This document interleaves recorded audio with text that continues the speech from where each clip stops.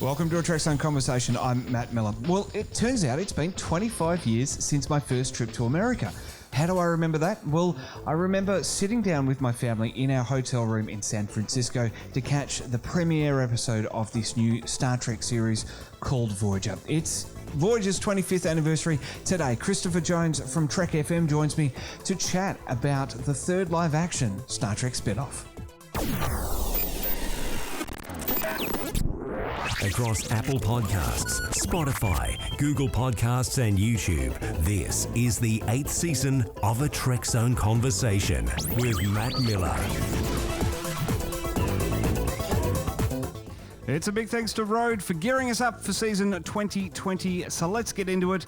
Mr. Christopher Jones from Trek FM, good afternoon to you, sir. Hey, Matt. Thanks for having me on. It's been a while since we talked, but I think this is one of those occasions where I do need to hop on mic again for a change and talk about one of the Star Trek series on its anniversary. It's incredible because you're so busy running Trek FM these days that you don't get really a chance to jump in front of the mic. That's true. I'm more busy producing magazines these days and trying to keep up with Trek FM in the background. As for mic time, yeah, that's a bit rare, though I hope to change that this year. Well, of course, you can find Chris and the Trek FM stream at Trek FM on Twitter and Facebook. You can find me at Miramat86 on Twitter.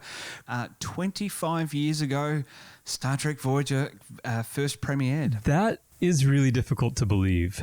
I remember when the show was in development. I remember when it premiered. I even remember the process of getting my hands on the videotape so I could watch Caretaker because we couldn't get Voyager in Tuscaloosa, Alabama, where I was going to university at the time because we didn't have a UPN affiliate. And I remember what was happening in my life at the time, and then I look at where I am now, and it's on occasions such as this where a franchise that you love has a milestone, such as the 25th anniversary of a series, that you realize how much time in your overall life has passed. And it's hard to believe. It can be a bit scary, but then again, you feel very nostalgic for the past. And it's fun. That nostalgia is really strong. As I said in the opener there, we were in San Francisco when it premiered, obviously on UPN, during our holiday. You know, it's incredible. Very lucky. Yeah, amazing. And just, we're just flicking on and oh, look, Star Trek's on. Oh, it's the new show. So obviously I was a lot younger then, had more hair as it Yeah, were. I was going to say, maybe it wasn't a coincidence. Maybe the Caretaker pulled you there so that you could see the premiere. This is very possible. Well, Voyager, and this first season of the show got off to a little bit of a rocky start. Obviously, it's the first one of the spin-offs that wasn't on, it wasn't syndicated, first-run syndication. It was on a broadcast network with very limited visibility across the states. As you say, it wasn't even on you didn't have a local affiliate. Yeah, my numbers might be wrong because this is just completely off the top of my head, but I feel like I remember that the coverage for UPN was roughly 70% of the country. I could be wrong, but small cities like Tuscaloosa did not have affiliates. Many of them did not have affiliates. I'm from Birmingham, which is in the middle of Alabama. It's the largest city, and Alabama did have an affiliate. My father was still living there at the time, and he was able to record it for me, and I could pick up the videotape from him so I could still see it. But we went through this problem for quite a while, and I think it was sometime in the second season, they started allowing Voyager to be aired in a sort of syndication in cities that didn't have a UPN affiliate because we were getting Voyager in Tuscaloosa on the CBS affiliate for a while, and then it went away again. So we got teased a little bit, like, here's what it would be like if you could actually watch this show. And then we were cast out into the cold once again for a while. And then eventually we actually did get UPN coverage down there. Obviously, it was a decision made from a business perspective to try and drive maybe one of these early indicators of how streaming platforms would go and bring the revenue in-house and let's do it all ourselves. When streaming started, it's a good thought. Same sort of thing again. It's syndicated out. Now everything's coming back in-house. We see that with Discovery and Picard. and all the new Star Trek shows that are coming. But I think it really hurt Voyager overall in terms of those all-important ratings. Suddenly a Star Trek series was hanging on to those ratings reports every day. Yeah, that's something that I think carried through and hurt Voyager from a storytelling standpoint throughout its run, and I think also hurt Enterprise, and is ultimately the reason Enterprise was canceled after 4 seasons. I think the fact that they were paying attention to all that on Voyager helped Deep Space Nine behind the scenes to be able to just tell the story it wanted to tell. I also wonder sometimes if The Next Generation would have been as successful as it was had they formed this network years before and tried to use TNG. And now today we're looking at what they're doing with Discovery, but it's a different game because for the most part, you're not geographically restricted from being able to watch the show on a streaming service. It's up to you if you want to spend the money to do it. With some things like short treks, we are geographically limited because they're not showing them outside the US and Canada until later on anyway. We still don't have the second season. But your point about the streaming service, yeah, it's very interesting because we're sort of seeing two different, we're seeing a similar concept with two different approaches to it at two different points in time, but with the same intellectual property, the same franchise. Do you think also too that moving straight into another series off the back of The Next Generation was necessarily a good idea? Or, you know, we look back on it now and think of it as the golden age of Star Trek. But we're sort of recycling, as it were, the writers and the executive team to come up with a whole other show and what turned out to be 7 seasons more of original storytelling at 26 episodes a year. Yeah, so you're kind of asking about the idea of franchise fatigue in a sense, right? But also creative fatigue on the part of the people writing the episodes and producing the show. I don't know. Like, I sometimes think that, but then again, if I put myself back in that place and I remember the excitement that we all had watching the later seasons of The Next Generation and how exciting it was when Deep Space Nine started and how Deep Space Nine was quite different from The Next Generation, especially from season 2 onward, or the end of season 1 when it kind of found its legs. And a lot of fans were not quite on board with DS9, but they wanted more Star Trek.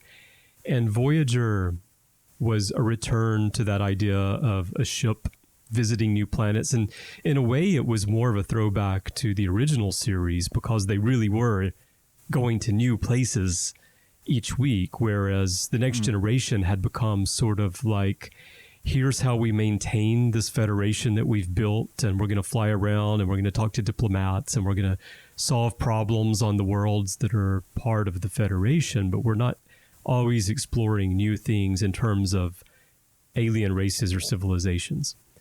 So Voyager was sort of a mix to me of The Next Generation and trying to recapture the magic of the original series.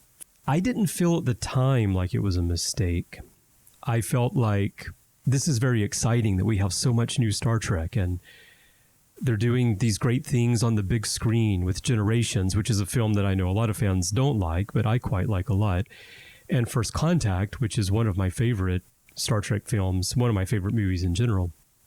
And DS9, as anyone who listens to Trek at Film knows, and anyone who follows me on Twitter knows, DS9 is my favorite Star Trek series, but it wasn't always my favorite Star Trek series. It has become my favorite series as I've gotten older, as I've lived life, as I'm better positioned to appreciate the message of the story and what the writers were doing on that show and the complexity of the writing.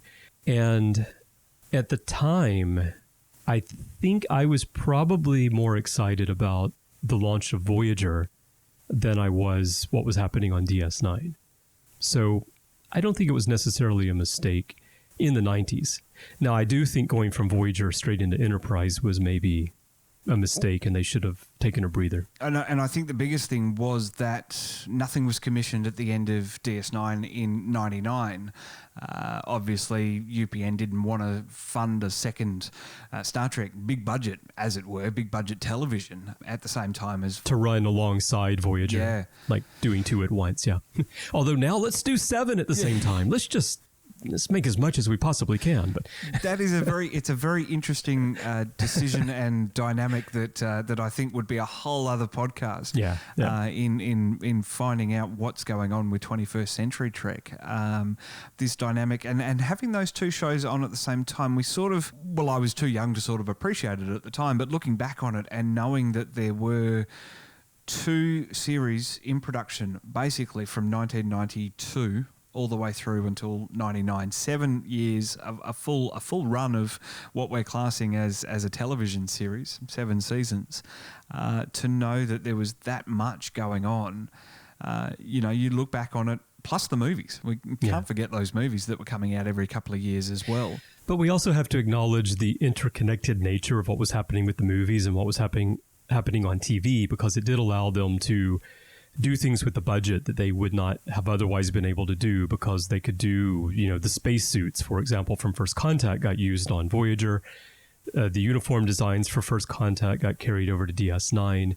There's all sorts of things like that, sets and props and costume design and such, that was funded in part by the movies, that was able to be used in the series and gave the series a bit richer creative flair than would have been possible on a simple TV budget. Made it a bigger universe as well. Mm-hmm. One thing I do wonder, with Voyager being stranded in the Delta Quadrant, how did they get the technology that was created in the movies?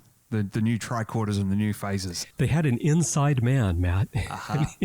He carried it over there to them. Or were these designs in the planning and then they were released on a certain start date by the replicators when you turn in your equipment after an away mission? Well, it's possible. I mean, it does take time to develop this stuff, right? So it's certainly possible and probable that the schematics for a lot of these things were in the database at the time that Voyager was flung to the Delta Quadrant. So the fact that they could replicate them is not that far-fetched. It's a bit like replicating the photon torpedoes that aren't replicatable and the shuttlecraft as well.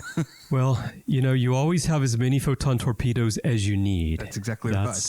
That's how the storytelling goes. But I wonder, like, for a show that sort of really needed to be contained episodically, that's the way things were done in the 90s. I think that holding on to those sort of plot elements throughout 7 years, when you put a hat on of writing 90s television, that's something that wasn't even thought of to carry storylines for so long.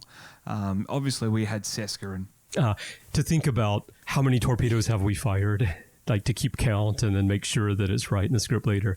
Yeah, they weren't thinking about that as much back then. Comparing that to now, where they're producing seven shows, and they're going to be carrying on some threads, apparently from Picard through to Discovery season 3. So it's a change in the way that television is created. Yeah, I don't think it necessarily detracts from the overall veneer of Voyager. No, it doesn't. I mean, some fans like to get hung up on these little points, such as this, and it's fun to laugh about sometimes. From a storytelling standpoint, to me, it doesn't matter, because the stories for me are about the people and about the big issues that they address, not about the shape of the nacelles or how many photon torpedoes are still available, which can't be replicated, as you say. If you want everything to be 100% realistic, then yeah, you should pay attention to that. But I don't think you should let it detract from your enjoyment of the story, nor should it cause you to miss the point that the writer is trying to make.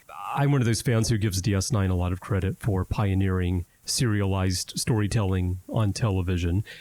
And when you look at DS9 and Voyager side by side, definitely DS9 is in a different place in terms of that. However, I recently rewatched Voyager for the first time in years. I've I watch episodes here and there, random episodes for the purpose of writing or podcasting and such. But to just sit down and start with Caretaker and watch it all the way through, that's something that I had not done in many years. And I recently did that, and I did it rather quickly. And one thing that did stand out to me this time is there actually is more serialized storytelling in Voyager than fans give it credit for. It's not the big picture DS9 Dominion War kind of thing where each episode is just another installment in that story and you can't watch random episodes and fully understand what's going on. Although DS9 does have a lot of standalone episodes mixed into that. It's not on that level, but there is a lot being carried through. If you compare Voyager with The Next Generation, yeah, I mean, Voyager has a lot more going on there. That's something that stands out to me now, and it helped me appreciate Voyager more on this rewatch because of all the series. Well, now that Discovery is out, Discovery is my least favorite series, although as I tell people, I like them all. So when I say something's my least favorite, it doesn't mean I don't like it, but if I'm going to put them in an order of preference, you know, it is at the bottom. There always has to be an order. The rewatch helped me appreciate a lot of things that I had allowed to kind of fester in my mind over the years as truths about the series. And then I discovered that while those things might be true on some level, they're not as true as I let myself believe by not watching the series through for a number of years. And so in that sense, I think Voyager has aged well, I guess, is one of my points. Yeah, and it's all that minutiae as well that, you know, we talk about the photon torpedoes, the shuttlecraft, all that sort of stuff. But the minutiae of the show and how it progressed. I mean, you're right, with serialized. We had Seska, 7 of 9's transformation from Borg to human. You know, many, just 2 off the top of my head, but there were so many. The Doctor's journey as well, that carried on for 7 seasons. So, yeah, I mean, there's a point of me just remembering that actually it's not as episodic as I just said 5 minutes ago. Yeah, it's not as episodic as we remember it as being, although it is certainly still episodic compared with Discovery or what Picard will surely be, or any of the series coming up. I don't know about Lower Decks. I don't know if we're going to have an episodic animated series or if we're going to have a serialized animated series. We'll see there. Well, Chris, let's dive into and pop you on the spot. Favorite episode of Voyager? You have just completed the rewatch. Oh, favorite. I can never choose a single favorite from any series, but I was thinking about this. Threshold, of course. I mean, what I mean is, apart from Threshold, I can never identify a single favorite episode from a series. But to be honest, though, I don't dislike Threshold the way so many people do. Threshold, it's an interesting concept. And I think that Robbie McNeil does a fantastic acting job in that episode. It gets a little weird right at the end. Yes. And I think that the ending causes a lot of people to write off the entire episode as being this worst episode ever. And it's really not even close to being the worst episode in all the Star Trek franchise. I think they could have resolved it in some way other than having Paris and Janeway turn into lizard babies together. But apart from that, thinking about, favorite episodes, I was thinking about that before hopping on here with you and going season by season and remembering which ones really stand out to me. And in season 1, apart from Caretaker, which is my second favorite pilot, Time and Again is an episode that I liked from the start and I've continued to like through all these years. I think it's probably because I have this fascination with time, just the concept of time and the fluidity of time and time travel. And such a science fiction thing, isn't it? That old temporal paradox. Yeah. So that one stands out from season 1. And otherwise, there aren't a lot of season 1 episodes that really have stuck with me over the years. The next episode that aired that I really remember is Projections in season 2. I loved that episode when it came out, and I told everybody about it. Like, have you seen this episode? This is the best episode. and I've continued to like it to this day. I like the way that it's presented, and when you see it for the first time, they really do misguide you very well. It's one of those episodes that you can never watch a second time the same way, because once you know what the twist is, it's been ruined for you. But it's still a fun episode. Then there's Death Wish and The Thaw. The Thaw is an episode that I hated originally. Yeah, same. And it took me many years to warm up to that episode, but now it's among my favorite Voyager episodes because of the concept of the story. I think that Michael McKean does a fantastic job acting in that episode. And it's one of those science fiction concepts, right? Like, what is fear? And then Tuvix, because of the philosophical conundrum that Janeway is faced with. And I think that we can all, as fans, get on mic, as we've done on Trek FM, I know, over the years a number of times, and debate whether she made the right decision or not in that story. So there were a lot of good episodes in the second season that I thought really showed that even though Voyager was coming rather late in the process of Star Trek storytelling, and there had been so many stories that had come before, it was still able to take important issues and put interesting science fiction wrappers around those and address them in new ways. And that's something that I think Voyager often gets criticized for, rehashing past stories. And it stood out to me on my latest rewatch that there's a lot of original thought still coming out in these early seasons of Voyager. After Tuvix, the next one for me is probably Future's End. Yes. That's just a great episode in general. Before and After is an episode that's always stood out for me because, again, there's a time thing going on again, right? You know, Kes is getting younger and younger.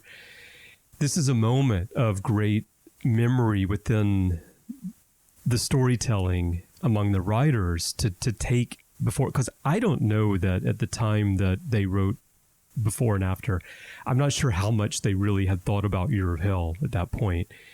And that's something that they picked up on, and they really developed it into something interesting. Now, it could have been even more interesting. You know, it could have been an entire season. It could have literally been the Year of Hell, which is another thing that many of us on podcasts have talked about in the past. But that episode itself is really good. And then the fact that they can go back and hook into it is something that I really enjoy. Also in season 3, Real Life, it's a fun episode that takes a really dark turn at the end. And that episode is one that always gets me emotionally now when I rewatch it, just like The Visitor does, or The Inner Light. And also Emissary for me for some personal reasons. And with Real Life for me, it's another personal reason that a few years ago, my daughter had a fall at school and broke her clavicle. But at first we didn't know what had happened, and she was lying flat, and she told me she couldn't move her legs. And I was scared to death. And it happened while she was at school, and I was here in my studio, and I was in the middle of recording a Ready Room. And I got a phone call from the school, and they're like, "You've got to come here right now. Something's happened." Oh, wow. That was really scary. And so now when I watch Real Life, and, you know, I can understand the doctor's feelings a bit and what's going to happen. You know, thankfully, in my case, it turned out everything was okay. It healed up. Wow. Took a while, and now she's perfectly fine. But, you know, as a parent, those things really get you. And that's one of the things I love about Star Trek, is that you can watch a story for years and years and years and interpret it in one way. But as your life unfolds, the way you see a story will change. And so these episodes have many layers to them that you peel back as you go through life. And Real Life is one like that for me. And then Distant Origin is also one of my favorite episodes from season 3, because it's such an interesting idea, even though it's far-fetched. And I love the fact that they had the guts way back then to not show any of the main cast for about 20 minutes. Yeah. Which was really something. They weren't even pivotal to that episode. Yeah, they really weren't, no? Then in season 4, Scientific Method stands out to me because it's another one of those weird, it's kind of like a TNG weird like schisms, frame of mind, that kind of weird story, which is really fun. And then Year of Hell, which we already talked about. Yeah. Was an excellent story. And it starts to thin out for me actually here, which is interesting because I think season 6 of Voyager is a very, very strong season, but individual episodes don't reach the top of my list. Whereas the earlier seasons, I have more episodes where it's like this and this and this I really like and they stand out to me. But in season 5, Bride of Chaotica, it's just a great fun episode. And then one of my favorite Star Trek episodes in general is 1159, which is a story that I think is very underappreciated by Star Trek fans because it's not flashy. You know, it's a different kind of science fiction. And, you know, it's not spaceships and it's not phasers and it's not aliens, but it's a really interesting story. And then Tinker Tenor Dr. Spy in season 6 and Pathfinder, because we get Troy and Barclay back, and we get them back, but we get them back in a way that really makes sense for the story of Voyager. Yeah, not just putting the characters Yeah. And it doesn't feel like they're just wedged in there like, hey, the ratings are falling. Who can we bring in to get people? It's not that kind of thing at all. It's like, it makes perfect sense that Barclay would get obsessed with something like this. And then it makes sense that Troy would come to check on Barclay because they're real people. And if this is a real world, that would happen. So I really like that. And then one of my very favorite Star Trek episodes is Blink of an Eye. It's such a fantastic story, just a science fiction story. It's another one of those things where you could take all the Voyager elements out and you could still tell that same story and it would work just as well because it doesn't have to be Starfleet. It doesn't have to be Voyager. It's just the idea that the people on this planet itself and these people are out of sync with the rest of the universe. And how does that play out and how does it affect the development of their culture? And then we get into season 7, and to be honest, there aren't a whole lot that really stand out. I think Arthur is interesting because you get into the idea of rights for artificial intelligence. Critical Care is interesting because it's, you know, a real look at the healthcare system. And of course, these days we're getting a lot of noise on Twitter from people who are like, don't mix my Star Trek with politics. Like, okay, well, what have you been watching for the last 53 years? Because it's always been about politics. It's always been about social issues. That's why science fiction exists in the first place. And Critical Care might be more on the nose than a lot of other episodes are, but it's a real problem. And they talked about it, and it made sense for the Doctor to be caught up in that. So those are a couple of episodes that stand out. And then we get to Endgame, which is maybe my least favorite series finale. I don't like the way that they intertwined Janeway and the Borg. I don't like the way that the Borg were handled as Voyager. In some respects, I do actually. There's some really good stuff in seasons 5 and 6, but the idea that, you know, Janeway can single-handedly bring down the Borg Collective, it's almost, now that I haven't thought about this before until we're talking now, but one of the complaints many of us have about Discovery is that Michael Burnham can do everything. Everything comes back to Michael Burnham. Well, Janeway being able to bring down the Borg Queen and all the Borg could have been a little bit of a glimpse of what's to come there. But it's an okay episode. It's exciting, but it doesn't have the emotional impact for me of All Good Things or What You Leave Behind, which are tied for my favorites, although I think for reasons of nostalgia, All Good Things probably comes out on top. The biggest thing for me between those 3 series finale was that All Good Things and Endgame, they were continuing on the journey. It was just the end of the episode. What You Leave Behind, I'm not afraid to say, had me in tears. Because our cast had, our crew had disbanded. Everyone had gone their own separate ways for the most part. And it's not a happy ending. No, by no means. Right. Cisco's dead. Yeah. Spoiler alert. Spoiler alert. Odo's back on the Great Link. Yeah. In an incredibly well written episode, and the end of a family. Those flashbacks we watch O'Brien and Bashir and the way they developed over time. You could almost link that with Harry and Tom to a certain degree as well. Mm-hmm. Harry being a little bit more naive than possibly, probably about the same as Julian. Maybe, but has more musical talent than Julian, I think. Yes. Brilliant. Well, Chris, that's a little bit of a look at Star Trek Voyager.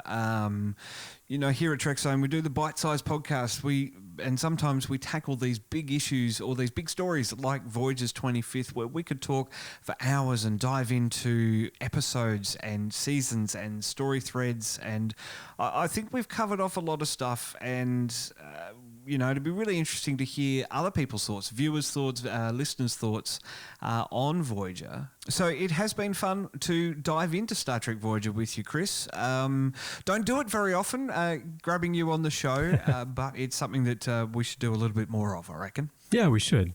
And I need to get my shows going again and have you over there as well. Get some panel discussions going. They're always brilliant, those panel discussions on Trek FM, of course. Don't forget to find them at Trek FM on the socials if you haven't already. And hopefully some Trek FM listeners have jumped over here to hear Chris's thoughts as well, because they're a pretty rare commodity these days.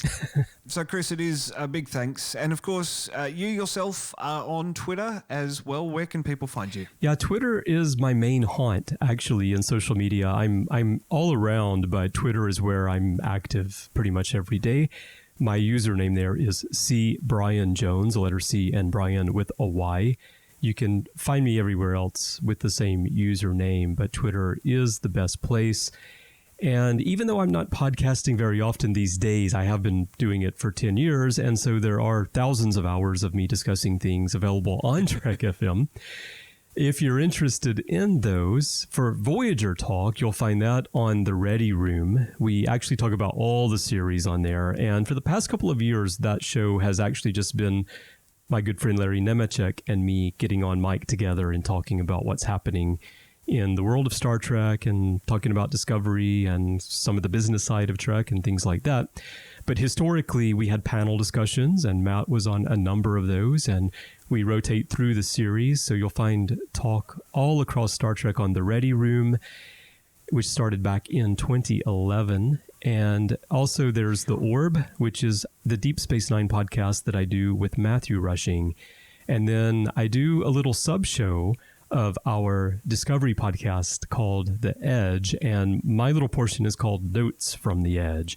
And it's a solo show, and I share my thoughts on the episodes, and then I dig into the connections between Discovery and the rest of the franchise for the second half of the show. So that's what I'm doing these days in the world of podcasting. And then I do have some articles that I've written over the years over on the official website at StarTrek.com. If you want to read my writing, because my actual job, apart from podcasting, is writing. I'm a writer and an editor, and so I do like to use written words, not just spoken words. Fantastic, Chris. Well, we will definitely have you back sometime this year, and looking forward to hopefully a guest spot on Trek FM this year as well. But for now, thank you very much for talking Voyager. I can't believe it's been 25 years. Me neither.